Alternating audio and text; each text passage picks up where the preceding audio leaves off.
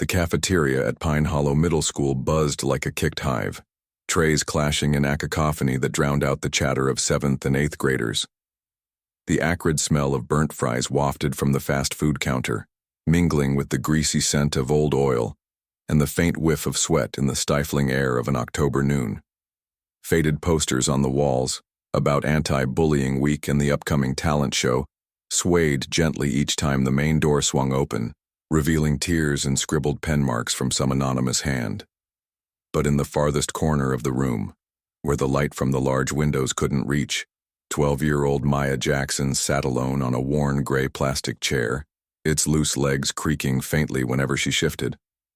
Her fingers traced the edge of a turkey sandwich, the white bread soft and slightly squashed under a layer of yellowish mayonnaise, one corner crumpled from being hastily stuffed into her backpack all morning. Maya's deep brown eyes dodged the fleeting glances from other tables, her dark skin a quiet mark against the pale crowd, all clad in identical navy blue uniforms. Across the room, Bryce Tanner, the school's golden boy with carefully gelled blonde hair and asmirk sharp as a switchblade, sat among his posse, chin propped on his hand, eyes locked onto Maya. His gaze wasn't casual. It was cold, deliberate, like a wolf catching the scent of stray prey. His crew Taylor Hayes with narrow eyes and a sly grin, hidden behind red highlighted hair, and Jake Miller, a hulking kid with a stretched t-shirt and a booming laugh that treated life as a joke, whispered among themselves, pointing toward Maya. Bryce's lips curled into a smile devoid of warmth, and he stood, his pristine white designer sneakers squeaking on the glossy linoleum floor, drawing a few curious glances from nearby students. Maya didn't look up, but she felt him approaching. She didn't need to see to know. The air around her thickened. Her breath grew harder, as if someone had siphoned the oxygen from the room. Her mind drifted to her first days in Pine Hollow, when she'd naively thought she could fit in. 3 months ago, she'd lived in a small city apartment, where the blare of car horns and the rush-off life were familiar sounds. She remembered afternoons on the balcony with her mom, listening to tales of the Jackson family people who'd overcome hardship to build a better life. Her mother had braided her tight cornrows the night before they moved, her hands gentle yet firm, saying as she worked, "You have to be strong, Maya. Wherever you go, you have to hold on to yourself." Now, amid the dry pine needle-strewn streets and weathered wooden houses of Pine Hollow, Maya felt like a misplaced puzzle piece, unfit for any slot. From her city-lilted voice to the way she sat silently in class, everything set her apart. And Bryce Tanner had noticed it the moment she stepped into school. He'd made her a target from day one, when Ms. Harris introduced her to Class 7B as the new girl from the city. Bryce, slouched at the back, had smirked and muttered something to Taylor, and it began. Tripping her in the halls, sending her sprawling in front of a crowd, knocking her books to the floor and accidentally stepping on them, then flashing that grin like it was all a gum. Once he'd dropped her pencil in math class and kicked it across the room, sparking laughter as she fumbled to retrieve it. Each time, Maya clenched her teeth, picked up her things, and walked away without a word, eyes on the floor as if she could vanish. But today, something in Bryce's stare made her heart pound harder than usual. He didn't just want to tease, he wanted to destroy. Bryce stopped at her table, hands in his pockets, standing with the arrogance of a king surveying his subjects. "What's this, Jackson? Turkey again?" His voice rang out, loud and drawn out, loud enough for the whole corner of the cafeteria to hear. "Your big shot sheriff dad can't buy you anything better?" Before Maya could react, Bryce snatched the sandwich from her grip and flung it to the floor. It landed with a wet smack, the bread splitting open, mayonnaise splattering like pale teardrops, a few drops clinging to the hem of Maya's uniform pants. His crew howled, Taylor clapped like it was a circus act, Jake roared, "Peek Bryce." A few kids at nearby tables turned, some stifling giggles behind their hands, others whispering, their eyes glinting with curiosity and amusement. Maya's hands trembled under the table, her nails digging into her palms hard enough to leave red crescents. Her pulse hammered, not for the lost lunch. She wasn't hungry, the sandwich just something her dad had shoved into her bag that morning, but for the stares drilling into her fragile pride. They felt like needles, piercing through her thin uniform, striking bone. Bryce leaned down, his face inches from hers, his breath carrying the cheap, minty scent of gum. "Look, I'm just helping you slim down," he sneered, his voice honey-laced with venom. Then he stomped the sandwich flat, his sneaker sole grinding crumbs into the tiles, mayo smearing across the floor and Danto her pant leg, a smeared badge of humiliation. Laughter erupted around his table, a cruel chorus echoing through the cafeteria, overpowering the crackling loudspeaker announcing next week's quiz schedule. The air turned thick, Maya's breath snagging in her chest. She wanted to scream, to smash her fist into Bryce's smug face, but her feet felt nailed to the floor. She remembered her mom's words. "Don't let others define you, Maya." But here, among these strangers, she felt like nothing more than a target to be trampled. The pressure swelled, a tidal wave crashing against her ribs. Maya lurched up, clutching her faded green backpack like a shield, and bolted through the tables as if fleeing an invisible blaze. The plastic chair scraped the floor with a shrill screech, drawing more eyes from the lunch crowd. Whispers chased her like flies. "Check her out, scared stiff. Bet she's bawling already. She's always so weird." One kid shouted after her, "Run back to your daddy, Jackson." She crashed into the girls' bathroom at the hall's end, shoving the door so hard the hinges screeched. Inside, the sharp scent of cheap bleach stung her nose, the flickering fluorescent light overhead casting eerie shadows on the peeling white tile walls. Maya darted into a stall, locked it with shaking hands, and collapsed onto the cold toilet lid. The buzzing light synced with her ragged breaths, a soundtrack to the chaos in her head. This was her temporary fortress, a dark nook to chew on the shame roaring inside her. She pulled her knees to her chest, hugging herself, tight, trying to shrink, to become so small no one could see her. Silence was safety, she told herself. Tell someone. Pointless. Last week she'd tried talking to Ems.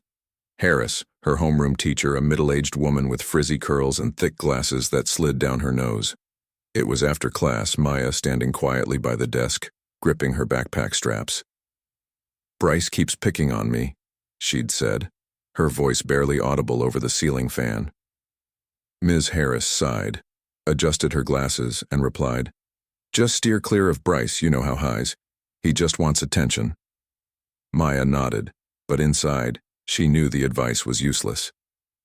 Another time, she'd written a short letter to the principal's office, detailing Bryce's taunts. It earned her a brief meeting with Principal Carter, a wiry man with a forced grin and eyes that never met hers. He shrugged, said, "Kids will be kids," and told her to try fitting in more. After that, Maya stopped hoping for help from adults. But deep down, she knew silence was eating her alive, Asmal beast gnawing at her bones. The next morning, the sun hadn't fully risen, the Pine Hollow sky shrouded in thick fog that blurred the tall pines in the distance. Maya stood at her locker in the school hallway, fingers brushing the lock when a hard shove slammed it shut, pinning her books inside. They clattered to the floor, the metallic clang piercing the hum of the morning bell. Maya spun around, heart pounding, and saw Bryce leaning against the locker beside her, smirking. "Oops, didn't see you," he said, his tone mock innocent, but his eyes taunting. Passing students began to murmur, a few pausing to watch as if this were free theater. A short-haired girl nearby whispered to her friend, "Bryce and the new girl again." Maya bent to gather her books, hands trembling, but she stayed silent. Her nails bit into her palms, leaving red marks. Bryce lifted his foot, accidentally, kicking her history book farther down the hall until it smacked against another kid's leg. "Careful, Jackson. Your stuff keeps falling like this. I'm tired for you," he said, then chuckled. His crew Taylor and Jake stood a few steps away, snickering like the world was Bryce's stage. Maya stood, clutching her books to her chest, and hurried off, trying to hide the redness rimming her eyes. She heard Bryce call after her, "Run again, coward." His friend's laughter echoed behind her, mingling with the sound of her old sneakers slapping the cold tile floor. She slipped into class, taking her usual seat by the window where faint light filtered through dusty glass. Ms. Harris scribbled on the board, oblivious to Maya's quiet tension. The girl opened her notebook, but her eyes lingered on the scratches marring her desk, chaotic lines mirroring her mind. After school, Pine Hollow's biting cold whipped through the air, stirring dust and gasoline fumes in the back parking lot. Maya stepped out the gate, backpack slung over one shoulder, head bowed to avoid curious stares. She just wanted to get home, to curl up in her small room with Harold blanket and the fantasy book she'd reread dozens of times, a world where girls like her could fight and win. But Bryce wouldn't let her go. He emerged from behind an old red pickup truck, its paint peeling in patches, blocking her path in the near-empty lot. Taylor and Jake loitered in the distance, pretending to mess with their phones but clearly watching. "Where are you rushing off to, Jackson?" Bryce asked, his voice slow, dangerous. He stepped closer, his white sneakers now smudged with dirt, leaving faint prints on the concrete. Before Maya could back away, he grabbed her wrist, fingers clamping like a vice. A jolt shot up her spine, not fear but rage, simmering too long in her chest. "Let go," she snarled, her voice cracking with fury. She yanked her arm free and shoved him hard with both hands. Bryce stumbled, caught off guard by her sudden strength, and crashed into the truck, the impact ringing out with a dry thud and a startled ow from his lips. His posse froze, the air heavy as lead. Bryce growled, pulling himself upright, his eyes flashing with anger. "You'll regret that," he threatened, but his voice wavered. A small scratch marred his hand from the truck's edge, and he glared at it as if it were Maya's fault. In that split second, Maya felt a spark, a crack in the invisible wall she'd built around herself 4 months. She said nothing more, just turned and walked away, her heartbeat thundering in her ears like war drums. Bryce shouted something, "Don't think you're off the hook," but the wind swallowed his words, leaving Maya with a strange mix of fear and pride. She passed the school gate, the breeze tugging at her braids, and for the first time she felt less invisible. Monday, the halls hummed with phone chimes and weekend chatter. Maya entered class, trying to keep her face neutral, but something felt off. She caught furtive glances, whispers muffled behind sleeves. Sitting at her desk, she unlocked her phone, an old hand-me-down from her dad. Its screen cracked at one corner and her heart stopped. A photoshopped image glared back, her face warped into a feral snarl, eyes glowing red like adamant, bold crimson text screaming, "Crazy Jackson snaps." Below it, a flood of comments from familiar school accounts. "She looks unhinged. No wonder she's a loner," Bryce should have hit back. A kid in class snickered, and the laughter spread like wildfire on dry grass. Maya sat rigid, eyes locked on the scratched tabletop, but her mind was a storm. She realized it had been posted to the class group chat, over 60 members, all of whom had seen it. She knew instantly who was behind it. Bryce had turned her shove into a weapon, making her a punchline not just for his crew but the whole school. Taylor Hayes, Bryce's loyal lackey, leaned over from the next desk, her voice syrupy with poison. "Bryce says you need a shrink, Jackson. Don't flip out on me, okay?" The kids around her burst out laughing, some mockingly shielding their faces as if expecting an attack. A boy behind her chimed in, "Watch out, she might bite." Maya's throat tightened, like an unseen hand was choking her. She wasn't just an outcast now, she was prey, stripped bare for the hunters. But beneath the humiliation, an ember glowed in Maya's chest.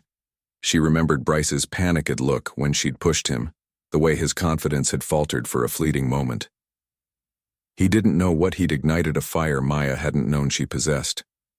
She clenched her fists under the desk, nails digging deeper, not to hold back, but to hold on to that flame. That night, rain pattered on the wooden roof of the Jackson home in Pine Hollow, a steady, mournful rhythm. Maya trudged through the front door, her soaked sneakers leaving wet streaks on the dark wood floor. The kitchen glowed warm, the scent of coffee lingering, but it couldn't thaw the chill in her core. Sheriff Daniel Jackson stood at the threshold, phone in hand, his face stern under the yellow light. He said nothing at first, just held up the screen, the photoshopped image blazing like a silent accusation. "Sit," he said, his voice a low rumble, not angry, but cold enough to chill bone. Maya dropped her backpack to the floor with a soft thud and sat across from him at the old wooden table they'd brought from the city. Its scratches and water rings told stories of better days, family dinners, laughter, before her mom died of illness 2 years ago, before they moved to Pine Hollow to start over.